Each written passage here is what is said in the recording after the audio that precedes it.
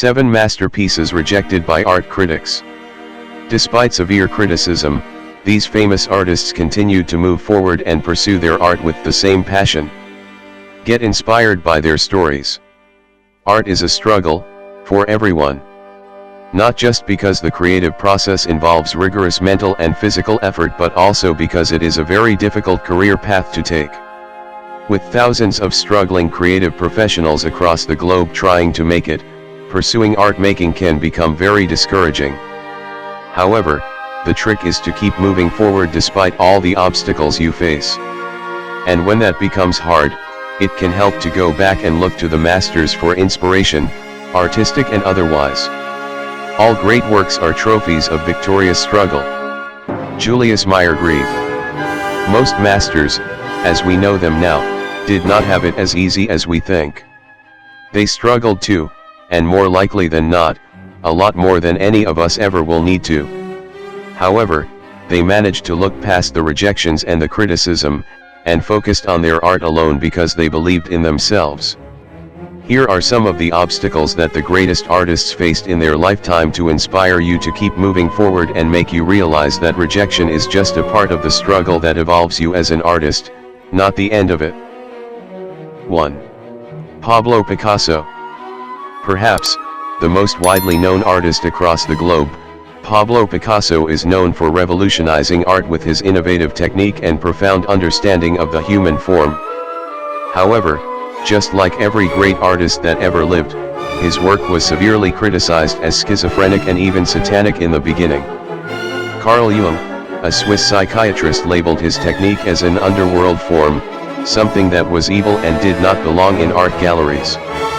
As to the future Picasso, I would rather not try my hand at prophecy, for this inner adventure is a hazardous affair and can lead at any moment to a standstill or to a catastrophic bursting asunder of the conjoined opposites, he said. Well, he was right, he shouldn't have tried his hand at prophecy. 2. Claude Monet.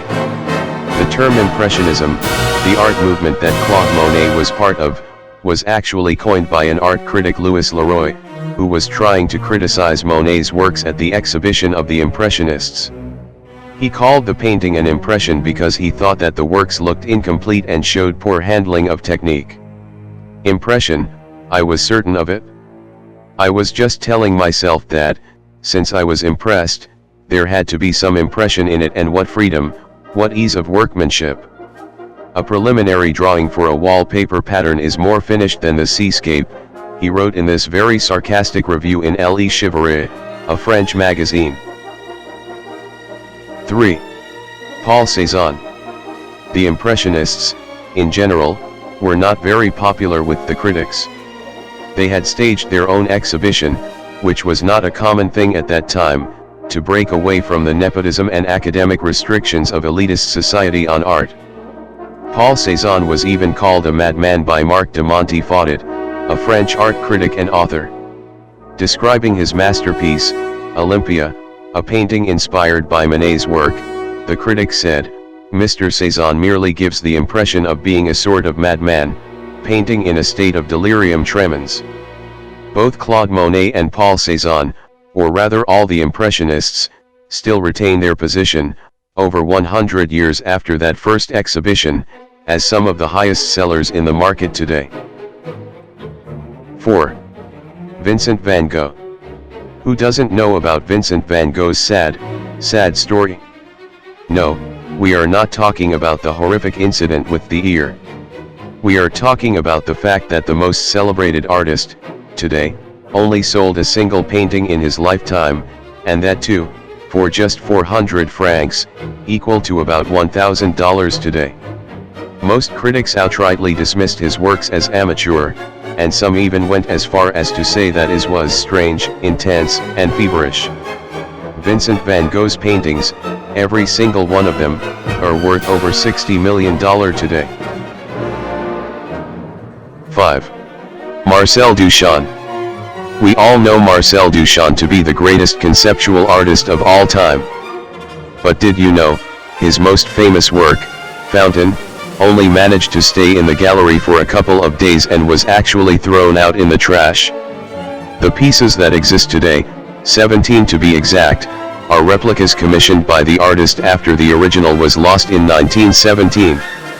Just in case you were wondering, each of these replicas is estimated to be worth over $2 million today. 6. Andy Warhol. The face of pop art, Andy Warhol, was undoubtedly the most unapologetically controversial artist of his time. Critics thrashed his works as aesthetic frauds and criticized him for reducing art to a hands-off business. In 1956, Andy Warhol donated a work of his, Shoe, to the Museum of Modern Art in New York. Soon after, Alfred H. Barr Jr., the director of the museum collections at the time, wrote Warhol a letter rejecting his free gift work due to limited gallery and storage space.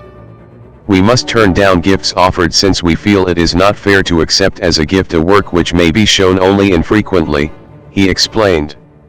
Today, the Museum of Modern Art has 168 of Warhol's works in their private collection, including the Shoe. 7. Barnett Newman. A pioneering artist of the abstract expressionist art movement that took American art by storm, Barnett Newman was one of the most influential artists of his time. But not everyone was impressed with his color field technique. In a review for his exhibition at the Minneapolis Institute of Arts, Frank Getline, a noted art critic at the time, compared Newman to a house painter and said that the museum could have saved a good chunk by getting the plan and having the thing run off by the janitors with rollers.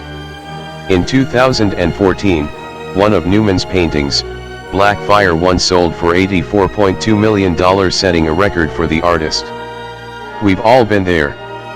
The very moment you create something, you open yourself up to critique. Whether you ask for it or not, art criticism can be a hard pill to swallow. Training yourself to accept and learn from your harshest critics is one of the most difficult, but most rewarding, skills to develop as an artist.